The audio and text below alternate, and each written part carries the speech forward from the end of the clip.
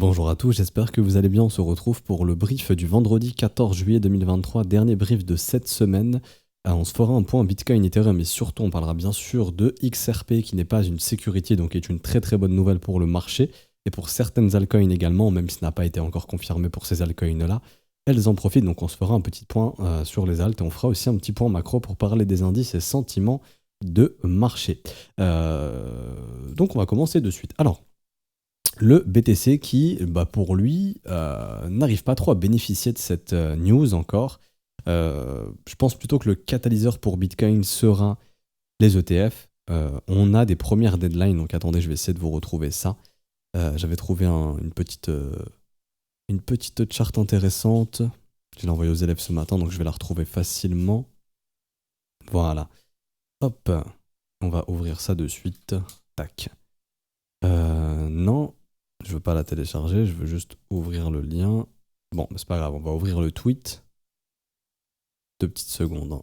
Je trouve le lien du tweet pour vous parler de ça. Alors, ici, donc en fait, c'est un petit un petit tableau qui vient représenter un petit peu quand ont été faites les demandes d'ETF et quelles seraient les premières deadlines. Donc par exemple pour l'ETF de ARK, on avait eu une première deadline. La seconde, ça sera le 13 août 2023. Et après, il y a les autres ETF aussi, dont celui de BlackRock ici. Donc là, c'est tous les ETF qui ont été demandés.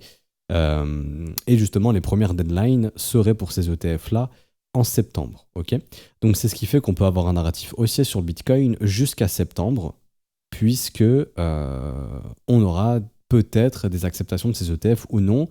Si jamais c'est rejeté, il y aura une deuxième deadline, ou si jamais c'est encore rejeté, une troisième, et si c'est encore rejeté, une final deadline ici en 2024. Donc ça serait grosso modo la dernière des dernières deadlines, ça serait aux environs des mars 2024 à peu près, donc peu avant la halving du Bitcoin. Mais en tout cas, actuellement, la deadline la plus proche, c'est celle du 13 août, donc ça fait que Bitcoin pourrait avoir un narratif haussier au moins jusqu'au 13 août, avec peut-être une spéculation haussière en cas d'acceptation de ces ETF. Maintenant, que dit le prix ? Le prix, tout simplement, pour l'instant, nous dit on n'arrive toujours pas à casser cette zone de combat, on y est bloqué. On est encore venu faire un nouveau plus haut, donc c'est positif. C'est ce qui fait que le Bitcoin en 2023 fait un nouveau plus haut. Maintenant, le plus haut de 2023 est 31 800$, mais on a du mal à casser la résistance. Bon, c'est vrai que si on regarde le graphique en mensuel, c'est positif, hein, on va pas se mentir. Des bougies qui sont de plus en plus hautes, etc. C'est une bonne chose, il n'y a pas de problème, mais on n'arrive toujours pas à casser cette fameuse résistance ici pour l'instant. C'est une grosse résistance, hein. Ça, c'est vraiment un gros morceau qu'on est en train de travailler actuellement ici. C'est vraiment un très gros morceau et c'est pour ça que ça va pas casser comme ça. Enfin, ça fait quand même très longtemps qu'on est en train de la travailler. Donc c'est une question de temps avant que ça puisse casser ou définitivement rejeter.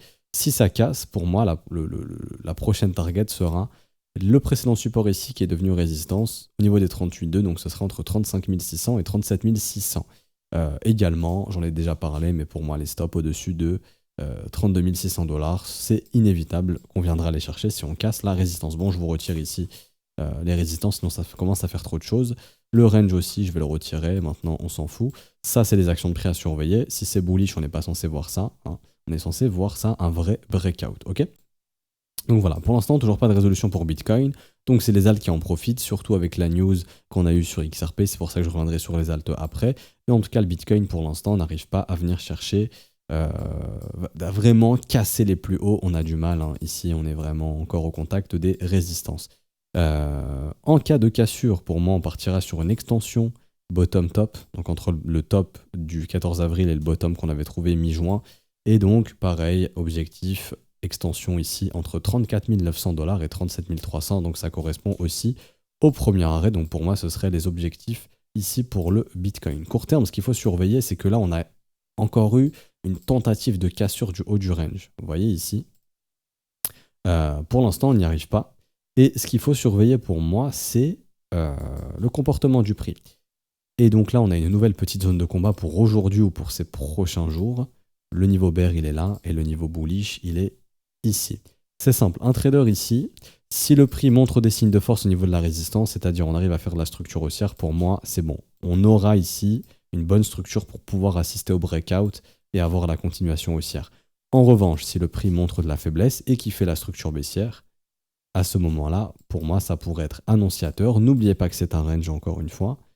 d'un retour dans le bas du range, puisqu'on aura encore échoué au haut du range. Et donc à ce moment-là, haut de range c'est là, bas de range ce serait un retour entre 30 000 et 29 500 dollars. Premier objectif mid-range, 30 600, et ensuite le bas du range. Ok, donc pour moi, il faut absolument voir comment va se comporter le prix ici. Si au niveau de la résistance, on a la structure baissière, c'est que le prix n'est pas encore assez fort pour aller casser la résistance et qu'on va revenir dans le mid-range, voire bas de range. Et si jamais il y a le W, pour moi ici, c'est un bon signal pour avoir la cassure. Et donc là, un trader pourrait jouer la continuation. Et prochain objectif pour moi, ce serait les stops qui datent maintenant. Hein. Mais si j'arrive à les trouver, voilà, tous les stops qu'on a ici, que je vais indiquer sur la charte. Hop, tous les stop loss à venir chercher qui seraient donc... Je dis pas qu'il y a encore des traders qui ont shorté de l'époque, qui ont des stops au-dessus de ces sommets. Hein. C'est juste les gars qui sont en train de shorter actuellement, foutent leur stop justement au-dessus de ces sommets, ok. Bon bah lui ça a déjà été atteint d'ailleurs, donc ce serait objectif, les prochains stops au-dessus de ces niveaux, donc au-dessus des 32 400 et 32 600 dollars. Pas plus à dire pour le BTC, sincèrement, donc attendons de voir s'il est capable de breakout ou pas. S'il breakout pas, attention, parce que s'il revient bas de range, bon, ça fait une baisse de... 3-4%, allez 5%, donc ça pourrait aussi déclencher un petit dip sur les altcoins, mais vu qu'elles ont du momentum, ce serait pas trop grave pour elles pour le moment. Ce qui serait grave pour Bitcoin, bien sûr, hein, c'est de casser sa zone de combat au sud, donc c'est-à-dire de vraiment s'installer sous les 29 400, ça serait vraiment pas bon pour le BTC et pour le marché en général. Alors, Ethereum, rapidement. Ether plus positif que Bitcoin, enfin hier il a été plus fort, ok. On est venu prendre le sommet des 1975 $. Pareil, maintenant, c'est ce qu'il faut surveiller, c'est le comportement du prix. Est-ce que le prix va rester haussier? Pour l'instant, oui. Les creux sont toujours ascendants, je vois pas de signe de top pour l'instant. Ce qui serait vraiment pas positif pour Ether, c'est de retourner sous le breakout précédent, ici. C'est-à-dire qu'en gros, si Ether pour moi revient sous ces niveaux, c'est pas très positif pour lui. Tant qu'il se maintient, let's go, on va chercher plus haut. Et pour moi, objectif entre 2068 $ et 2130 $. Ok. Pas grand chose de plus à dire ici en horaire sur Ethereum. Par contre, Ether, très attention. Pourquoi? Parce que sur Ether, on est sur le niveau de range, le haut du range précédent. Le haut de range était ici. On est venu casser et on a réintégré, on est revenu tester ça en résistance. Ici sur Ethereum, on revient en zone de rechargement de short du mouvement qu'on avait eu ici. Et également, on avait tous les stops qui étaient accumulés ici. Donc sommet, sommet, qu'on vient de venir chercher. Et pour moi, en fait, on est à un endroit parfait pour top sur Ethereum. Je dis pas qu'on va top. Je dis que si on top, enfin si on doit faire un top, c'est ici. C'est là où on est actuellement. C'est pour ça que je vous recommande personnellement de vous hedger si vous avez la capacité de le faire. Ce hedger, c'est quoi? C'est tout simplement, soit par exemple, prendre des profits sur sa position, ou encore mieux, et c'est ce que font les professionnels, ouvrir un short avec l'équivalent de ce qu'on a en position. Par exemple, si j'ai un Ethereum, je short équivalent 1998 $. Okay, si Ethereum monte, je gagne rien, je perds rien. Et pour moi, l'invalidation, c'est si on casse la résistance, faut fermer son edge. Par contre, si le marché se reverse ici, votre edge couvre la baisse d'Ether et vous allez gagner des Ethereum. Donc si ça monte, vous perdez rien. Si ça baisse, vous gagnez de l'Ether. Bon, si ça monte, vous perdez aussi de l'Ethereum potentiellement. Mais en dollars, ça ne change rien pour vous. Okay, donc par exemple, si le prix ici, vous avez par exemple 2000 $ d'Ethereum, vous ouvrez un hedge ici. Si le prix revient à 1500 $, au lieu si vous n'aviez rien fait, vous auriez eu un Ethereum qui vaut 1500 $. Donc vous seriez passé de 2000 $ de valorisation à 1500 $ de valorisation. Par contre, si vous ouvrez un hedge, vous allez passer du coup de 2000 $ de valorisation à 2000 $. Et du coup, vous n'allez pas perdre d'Ethereum, mais vous allez en gagner, vous allez récupérer en gros l'équivalent de 2000 $ avec un Ether à 1500, donc vous allez avoir tout simplement plus d'Ethereum, donc 1,5 Ethereum, ok. Donc ça c'est l'avantage du hedge, c'est-à-dire qu'au lieu de vous retrouver avec un Ether, vous allez vous retrouver avec 1,5 Ethereum, donc c'est bien, ça vous fait gagner de l'Ethereum. C'est comme si en fait vous aviez vendu ici, sauf que vous n'avez rien vendu en réalité. C'est ça le but du hedging, et donc là c'est pour ça que pour moi on est vraiment dans une localisation très dangereuse. Pourquoi? Les stops ici ont été pris, le dernier sommet était là. Si on fait un sommet descendant, pour moi, c'est ici qu'on doit le faire. On a de l'imbalance ici parfaitement et on est en train de venir dedans. Donc là, vraiment, c'est cette zone de prix, on est en train d'y venir. Donc c'est pour moi vraiment, jusqu'aux 2050 $, c'est une target de top. Si on commence à casser les 2050, etc., bon, bah, ça sent un Ether qui va aller faire un nouveau sommet, qui va résoudre son range et qui pourrait se diriger vers les 2400 $. Ok. Donc je vous dis pas qu'on va top ici, je vous dis juste que si on top, c'est là qu'on va le faire très très probablement. D'où justement le but de se hedger pour ne rien gagner ni rien perdre, mais sécuriser la valorisation qu'on a. Et si jamais Ether top pas ici, bon, bah, on ferme son hedge et on gratte les profits qu'on peut gratter jusqu'à au moins 2400 $ sur Ethereum. C'est une sécurisation professionnelle de son trade, tout simplement. C'est comme ça que les professionnels vont agir. Et même l'extension fait que la sortie du range pourrait même nous ramener entre 2700 et 3100, mais bon, ça sera dans les prochaines semaines ou prochains mois. Mais c'est pour ça que j'insiste ici, c'est une zone de prix dangereuse. On a eu des bonnes news dans une zone de prix dangereuse, il faut s'en méfier. Hein. Rappelez-vous que la SEC, c'est pas notre ami. La SEC a fait des cryptos à mort sur les bottoms et là, elle est en train de redonner de l'espoir ici. Faire très attention. Maintenant, je dis pas que c'est le top, encore une fois, mais c'est une zone très très dangereuse de potentiel top. J'ai fini ici pour Ethereum et donc, pour faire le petit point macro rapide, on a donc Coinbase qui explose, donc les stocks blockchain qui explosent, très positif. On a MicroStrategy aussi qui explose. Donc ça, c'est corrélé au Bitcoin. Donc le MicroStrategy a explosé sa résistance. Est-ce que c'est en train de nous spoil Bitcoin? Bon, on verra bien. Le MicroStrategy explose ici. Et on a aussi tout ce qui est des actions autour du mining, donc comme Riot, Mana, etc., qui explosent aussi. Donc la Riot vraiment qui est en train d'exploser. Et en fait, on voit qu'il y a de l'intérêt pour le TF Bitcoin. Les institutions ne spéculent pas directement sur le Bitcoin, mais elles spéculent autour de l'environnement crypto. On voit Coinbase qui explose, MicroStrategy. Pourquoi MicroStrategy, je parle de ça parce qu'ils ont tout leur trésor sur Bitcoin, donc c'est pour ça que MicroStrategy peut être considéré comme un blockchain stock, même si c'est pas forcément ça. Mais en tout cas, très corrélé au monde crypto. Et on a Mara également qui explose ici, donc tout ce qui est stocks blockchain, ça commence à exploser. Donc on voit qu'il y a beaucoup d'intérêt institutionnel justement sur cette potentielle ETF. On a un dollar qui tombe et un dollar qui a cassé son range au sud. Donc le dollar confirme qu'il est bien toujours baissier. Et donc c'est pour ça ici que je vais passer sur une autre charte. Et depuis la résolution baissière, pour moi, le dollar index se dirige dans sa zone de rechargement. Très très probablement. Hop, prendre ce niveau ici. Donc pour moi, le dollar index se dirige au minimum entre 94 points et 98 points. Donc là, on va bientôt y aller. Ce sera notre zone de rechargement ici. Et si jamais on va plus bas que ces zones de rechargement, pour moi, on fera des targets de continuation à B égale CD. Prochain objectif, ce serait les 92 points à peu près. Vu la montée en puissance des BRICS et le fait que le support était perdu, pour moi, je pense qu'on est dans ce scénario, dans ce narratif des BRICS, et c'est ce qui fait que ça pourrait affaiblir le dollar au cours des prochaines semaines, prochains mois, et donc le diriger vers les objectifs que je vous ai dit. Ici, maintenant, le dollar reste haussier à long terme, donc on devrait, si on reste haussier, trouver un creux ascendant au-dessus des 89 points. Donc c'est ce qui fait que toute cette zone de prix serait intéressante pour trouver un bottom sur le dollar index. Pour l'instant, ce n'est pas encore le cas. Au niveau des indices, S&P toujours haussier, Nasdaq toujours haussier. Pour moi, je pense qu'on va aller chercher des nouveaux sommets, honnêtement. Pourquoi? Parce que la majorité, ça j'en ai parlé aussi, reste bearish.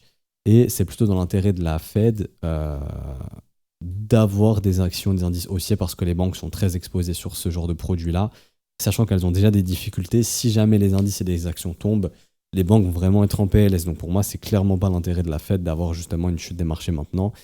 Et quand on voit au niveau des indices, 70% des gens sont short sur le S&P 500 et 65% des gens sont short sur le Nasdaq. Donc simplement, il y a plus d'une majorité qui short une éventuelle récession, qui arrivera probablement, mais les gens essayent de pricer ça trop vite et du coup, les institutions en profitent probablement pour continuer d'acheter et de se servir des liquidations des vendeurs pour avoir une montée de ces marchés-là, tout simplement. Et pareil, le DAX qui est shorté à 79%, c'est énorme, et le CAC 40 qui est shorté à 71%. Donc dans la tête des gens actuellement, c'est bearish sur les indices et bullish sur le dollar parce que les gens sont 75% short sur euro-USD. Donc les gens sont en train de shorter l'euro et de shorter le GBP également puisque les gens sont 73% short sur le GBP-USD. C'est énorme. Donc les gens sont bullish sur le dollar, bearish sur les indices. Donc tout naturellement, les indices montent et le dollar chute. Et donc là, actuellement, quand on regarde techniquement, il y a mon collègue qui a fait une étude qui est assez intéressante que je vais vous expliquer. Donc on va revenir sur notre Twitter. N'hésitez pas à nous follow d'ailleurs, le trône FR si jamais vous voulez nous suivre. Et ici, en gros, ce qu'il explique, donc je vais vraiment vous expliquer facilement, il prend en compte, dans un premier temps, l'inversion de la courbe des taux. Et en gros, ce qu'il explique, c'est que généralement, les cracks, en tout cas les grosses corrections, interviennent quand la courbe des taux redevient normale. Ça veut dire quoi une courbe des taux normale? Une courbe des taux normale, c'est une courbe des taux qui est croissante comme celle-ci. Le taux directeur, il est faible. Le taux à 2 ans, il est au-dessus du taux directeur. Le taux à 5 ans, il est au-dessus du taux à 2 ans. En gros, si vous voulez, plus les taux sont à long terme, plus les taux augmentent. Ici, vous avez les taux, donc 3 mois, 2 ans, 5 ans, 7 ans, 10 ans, 20 ans, 30 ans. Et ici, vous avez les intérêts. Plus les intérêts sont élevés sur les taux les plus hauts, ce qui est tout à fait normal, bah ça c'est le courbe des taux qui est saine et donc c'est un marché qui peut monter sans problème. Par contre, quand on commence à avoir une inversion, ici, quand les taux court terme sont au-dessus des taux long terme et que la courbe elle est plus haussière comme ça mais qu'elle tend au sud, là c'est justement des risques de récession. Et mon collègue, l'étude qu'il a faite ici, c'est qu'il explique que le crack ou la correction n'arrive pas forcément quand la courbe des taux s'inverse, mais ça arrive quand ça revient à la normale. Et ici, par exemple, il a indiqué qu'on avait une inversion de la courbe des taux ici en 2000, c'est revenu à la normale ici début 2001, et on a eu le crack ensuite, et on a eu une baisse de 44%. On a eu une remontée des marchés, on a eu une courbe des taux inversée en 2006, on a eu un retour à la normale en début 2008, mi-2007, début 2008, je vais aller vérifier moi-même pour être sûr. Donc ça commençait à redevenir normal, on va dire 2007, mais moi je dirais vraiment que c'est redevenu normal ici. Donc ouais, mi-2007 à peu près. Et on a eu le crack après, ici. Et donc là, on a eu la crise des subprimes, et donc on a eu une baisse de 57% depuis les sommets ici. Et donc il a reporté ça actuellement, parce qu'on a eu une inversion de la courbe des taux en mi-2022, donc je vous montre ça, mais nos taux sont complètement inversés depuis. Donc là, oui, c'était une courbe des taux qui était complètement saine, donc les marchés montaient. Et puis quand la courbe des taux a commencé à s'inverser, ici, on a eu la chute des marchés, et donc la courbe des taux est complètement inversée depuis à peu près, bon là c'est pas vraiment encore inversé, hein, mais ça a commencé on va dire début 2022, mais ça s'est vraiment confirmé pour moi mi-2022, ok. Et donc il explique que les 2 fois précédentes on avait mis 11 mois avant d'avoir un retour à la normale, en 2000, ensuite en 2006 on avait mis 17 mois avant d'avoir un retour à la normale au niveau de la courbe. Et donc là, en gros, et c'est pour ça qu'il a pris l'inversion de la courbe des taux et il a reporté 11 mois, 17 mois en moyenne ici. Et c'est ce qui fait que le retour à la normale de ces taux, ce serait probablement pour cette fin d'année 2023, début 2024. Et quand on vient regarder au niveau des probabilités, on voit qu'on aurait probablement trouvé... les taux devraient rebaisser. Probablement, ça devrait commencer à rebaisser premier trimestre 2024 et avec quasiment une certitude qu'on ait des taux qui rebaissent d'ici mai 2024.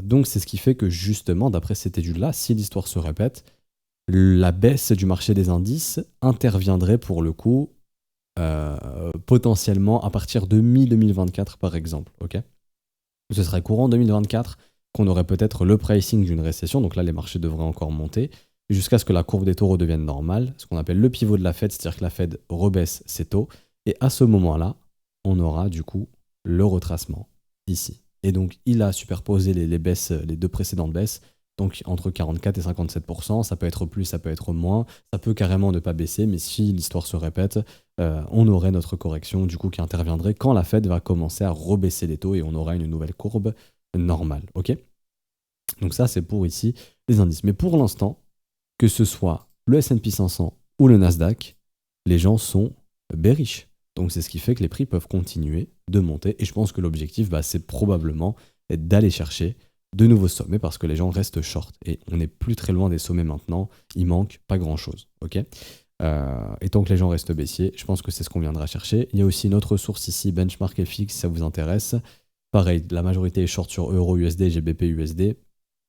Et on a ici 81% des gens qui sont short sur le S&P 500. Donc les gens restent short sur les indices.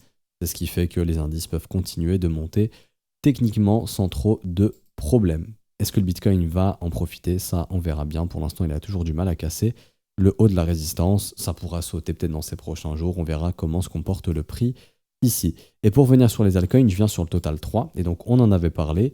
Déjà, depuis la première résolution de la petite structure ici, mi-juin, bad range, on avait parlé d'un éventuel retour, premièrement, dans la zone de rechargement de short, et deuxièmement, mid-range, et l'objectif tout simplement, vu que c'est du range, de pourquoi pas, ça j'en ai aussi parlé dans la newsletter vendredi dernier, enfin qui a été posté publiquement vendredi dernier, mais ça avait été posté avant pour ceux qui sont inscrits. D'ailleurs, vous pouvez vous inscrire à la newsletter gratuitement via le lien qui sera en commentaire épinglé. Le Tron Contact Systemio Newsletter, le Tron, vous pouvez vous inscrire, c'est gratuit, vous mettez votre mail et vous recevrez la prochaine analyse exclusive dans votre boîte mail. Ça sort pas sur YouTube, ça sort sur YouTube 7 à 10 jours après que je l'ai envoyé aux inscrits de la newsletter par mail.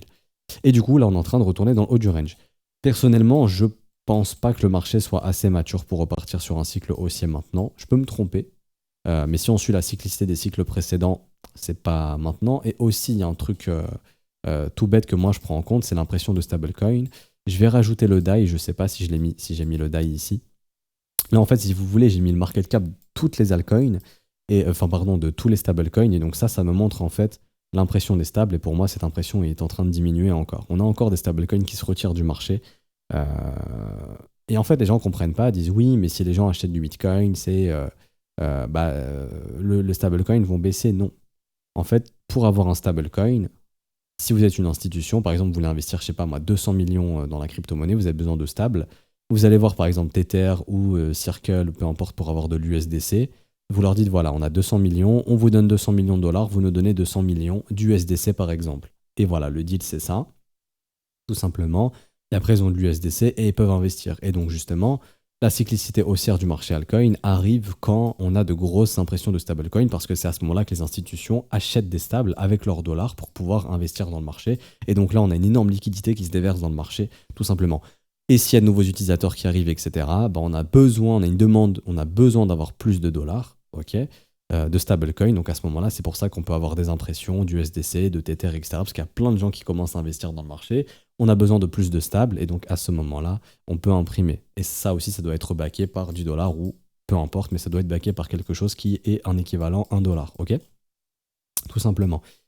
Donc voilà, donc pour l'instant, on voit que, est-ce que l'argent frais rentre? Non. Actuellement, on n'a pas d'argent frais qui est en train de rentrer. Est-ce que ça veut dire que ça va dumper? Non, pas forcément.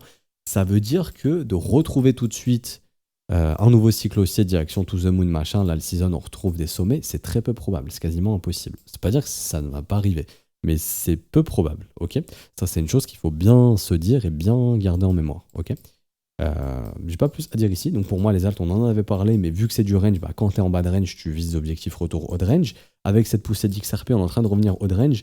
N'oubliez pas que la SEC a attaqué les cryptos sur le bas du range, et qu'elle est en train de refaire des éloges. En tout cas, on est en train de faire gagner XRP sur un haut de range, donc faites attention.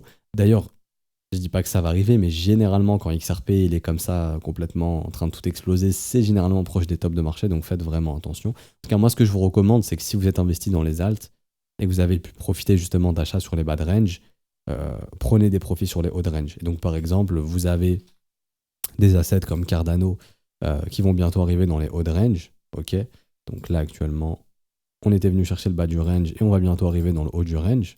Donc ça, pour moi, c'est quand on arrive au range, c'est des prises de profit. Vous avez aussi ça sur des actifs comme Link, qui sont dans leur range, qui ont fait des déviations au sud, donc ça, c'est positif. Mais pareil, Link est au mid-range, s'il arrive au haut range, c'est une zone de vente.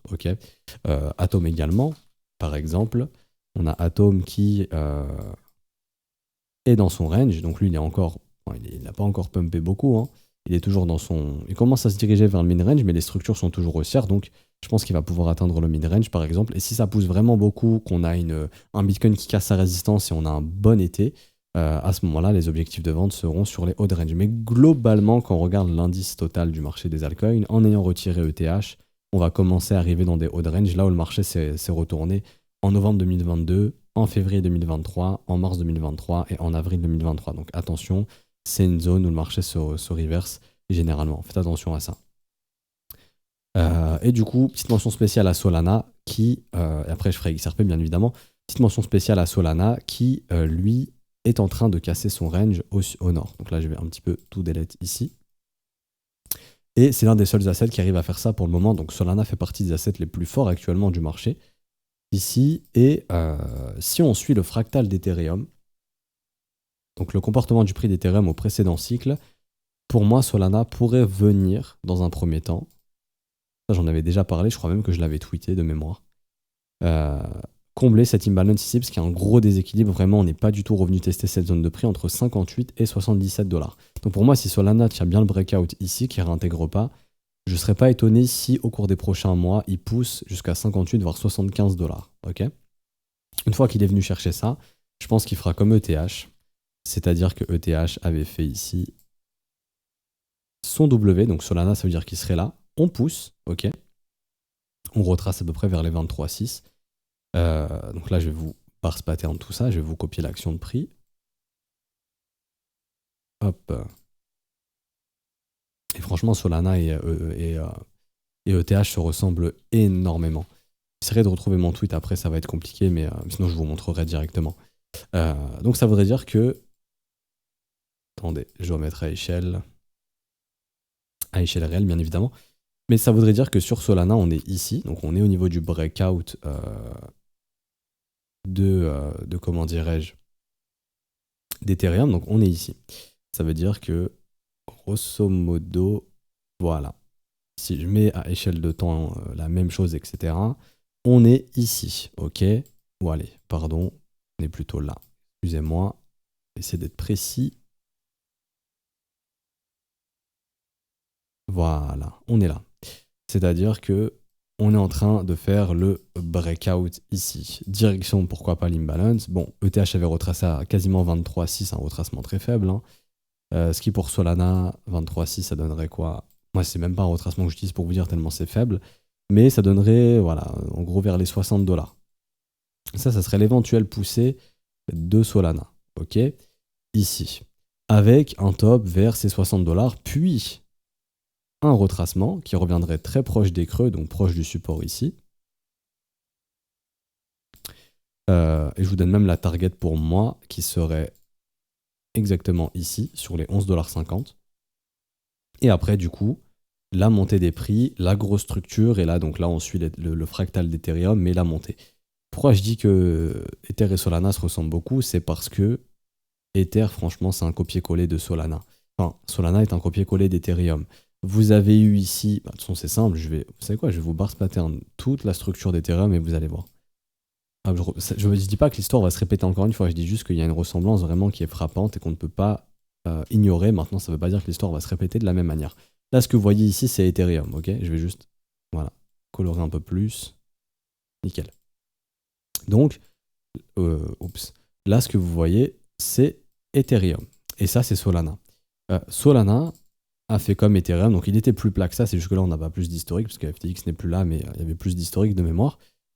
Donc voilà, ça c'était Ethereum et Solana, même chose. Premier pump. Structure sur Solana, W de continuation, breakout et pump. Et ce qui me choque, c'est que la cyclicité c'est la même. C'est que, regardez bien la folie du truc, c'est que ici, Ethereum, il était plat, il pump, W de continuation, comme Solana, explosion. Ce qui est fou, c'est que ici, c'était en juin 2017. Ok? Donc ça, c'était juin 2017. Là, Solana, c'était mai 2021. Donc, on va dire que c'est dans la saisonnalité de mai-juin, similaire. Ok? Donc, mai 21. La consolidation, les W se forment, tac, tac, tac, explosion du prix. Les W se forment, explosion du prix. Premier dip ici, dernière poussée, retracement. Et le top, ici, de Ethereum, c'était décembre 2022.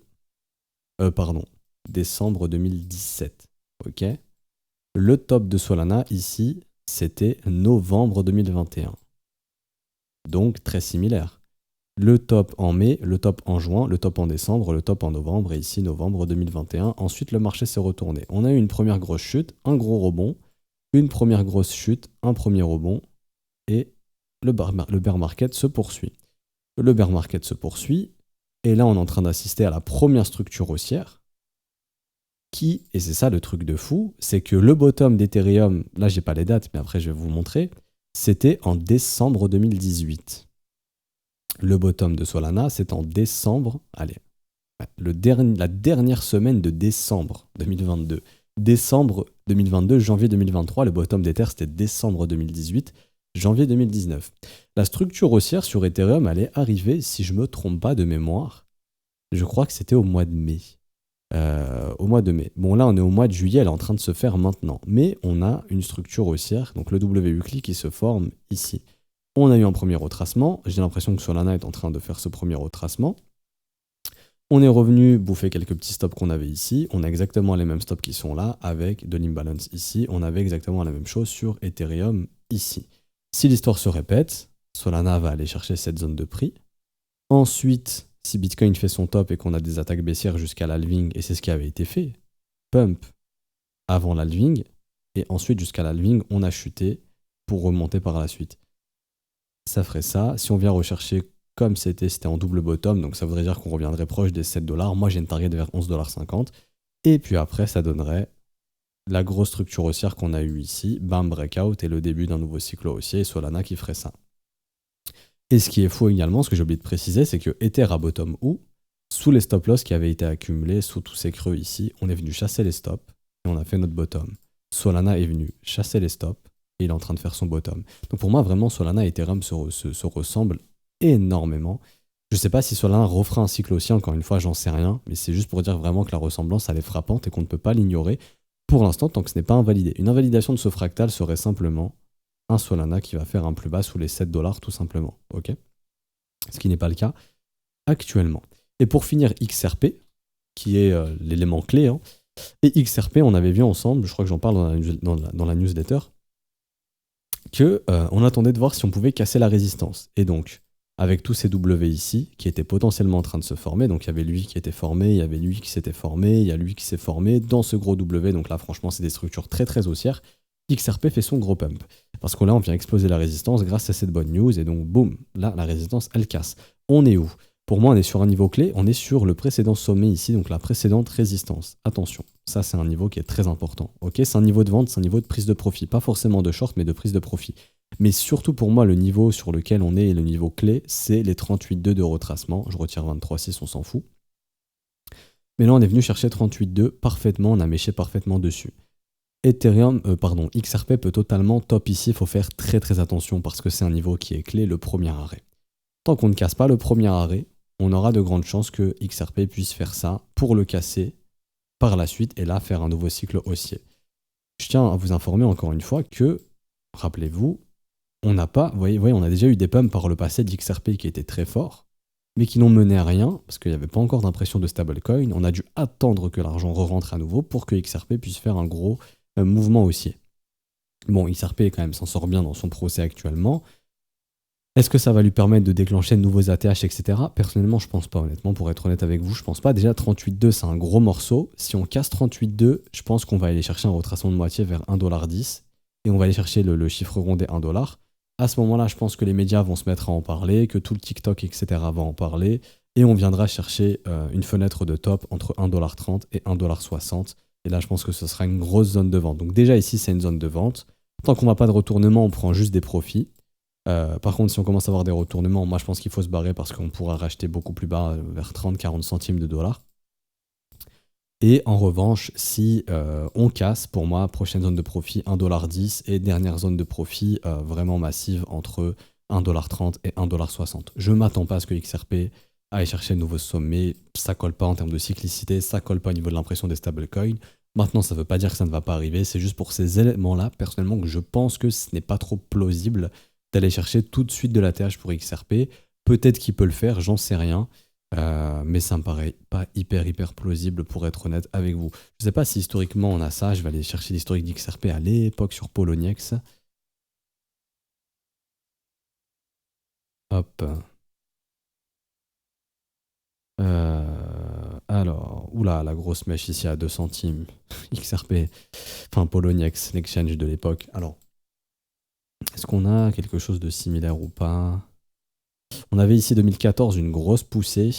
Avant justement le pump de 2015, 2016, 2017. Ensuite, la big consolidation jusqu'en 2017, et là, on est parti. Donc, est-ce que l'histoire va se répéter? On est dans le gros pump, ensuite consolidation jusqu'en 2025, avant la prochaine grosse explosion d'XRP, qui là, peut-être ira chercher de l'ATH, pourquoi pas 5-10$ par la suite. Ça m'étonnerait pas. Mais qu'on y aille maintenant, je trouverais ça bizarre. Après, franchement, les structures de prix sont bien. On voit que XRP est extrêmement accumulé. Je pense qu'il y a beaucoup d'institutions de smart money qui accumulent du XRP.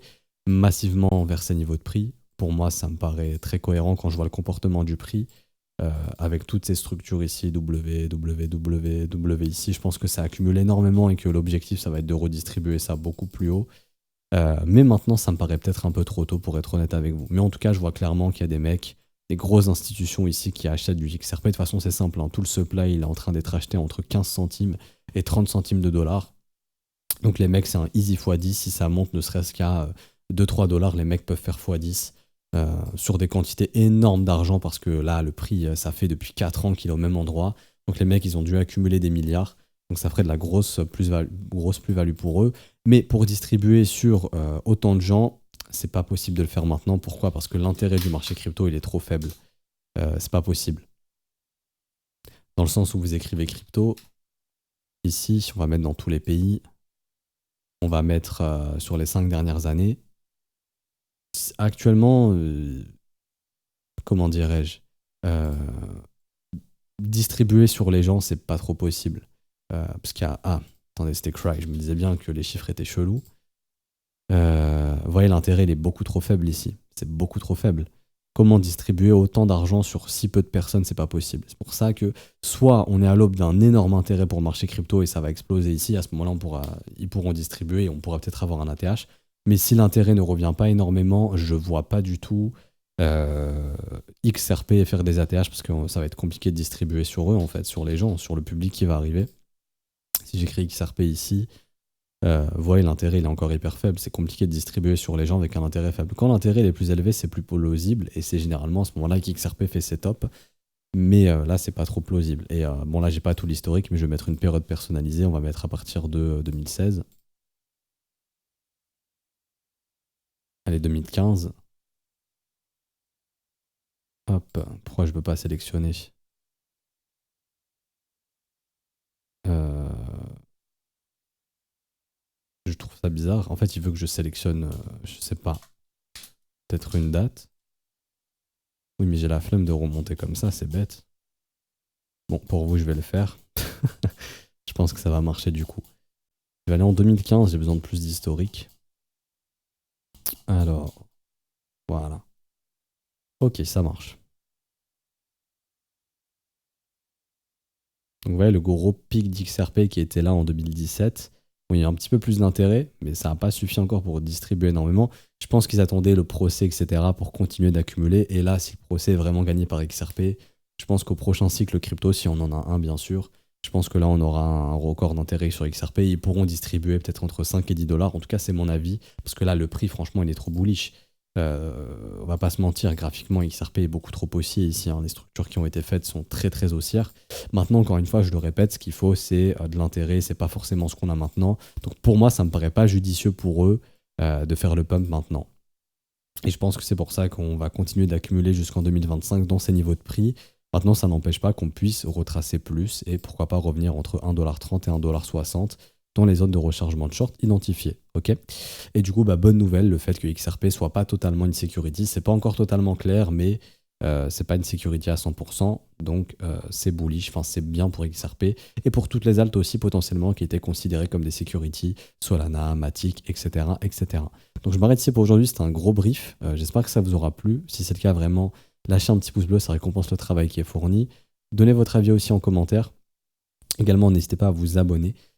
Si vous souhaitez vous former, vous pouvez rejoindre notre école et avoir accès à tous les briefs quotidiens que je fais avec les élèves, les setups qui sont partagés, etc., qu'on voit ensemble, les stratégies qu'on voit ensemble, avoir accès à la formation, plus de 18 heures de cours, avec des cours écrits qui vous expliquent absolument tout sur la création de votre plan, la gestion du risque, l'analyse technique, créer vos propres setups, pouvoir être rentable et pouvoir commencer à faire justement vos premiers setups rentables, tout simplement. Avoir accès aussi au Discord privé avec les élèves et les professeurs. On est là pour vous assister tous les jours également. Je pense que c'est tout. Donc le lien pour s'inscrire à notre école, il est en description ou en commentaire épinglé. Vous êtes les bienvenus si vous souhaitez vous former à nos côtés. Tout ce que j'enseigne, enfin tout ce que je vous montre dans les briefs, je vous l'enseigne de façon très précise dans l'école avec des cours dédiés. Une fois que vous avez fini votre cursus au sein de l'école, vous pouvez faire les briefs à ma place, littéralement. Et donc, je pense qu'on est bon. Également, si vous souhaitez une plateforme qui ne vous casse pas la tête, notre partenaire BitGate, vous pouvez vous inscrire et vous pouvez participer au prochain concours, très bientôt. Pour tous les inscrits via notre lien partenaire. Également, Non, je vous dis rien. Ça arrivera bientôt, mais je vous dis rien pour l'instant. Je vous en parlerai en temps et en heure. J'ai pas envie de vous spoil. Euh, mais voilà, il faut vous inscrire via notre lien partenaire avec BitGet et vous pourrez participer au prochain concours et avoir aussi des avantages. Et également, tous les produits que vous ne pouvez plus retrouver sur Binance, Bybit, etc., vous les retrouvez sur BitGet et ça sans KYC et d'une façon très liquide. Donc c'est pour ça que BitGet est une alternative très très intéressante. Et c'est personnellement un exchange que j'utilise. Donc je vous invite à vous inscrire. Le lien, il est aussi en commentaire épinglé. Ok. Vous pouvez aussi faire des transferts bancaires, donc envoyer de l'argent depuis votre banque, mais à ce moment-là, il faudra faire un KYC puisque BitGet doit s'assurer que le compte bancaire vous appartient. Bien évidemment, on ne peut pas faire des transferts bancaires sans KYC. De toute façon, votre compte bancaire est déjà KYC, donc demain, si j'envoie de l'argent d'une adresse qui est connue vers une adresse qui est inconnue, bah, cette adresse devient connue. On saura que c'est mon adresse. Ok. Donc là, bah, vous comprenez un peu la demande de KYC, ce qui est tout à fait normal et ce qui est complètement logique. Pas grand chose d'autre à dire de plus. Je vous souhaite un bon week-end, bonne journée à tous. On se retrouvera probablement lundi. Ciao, ciao.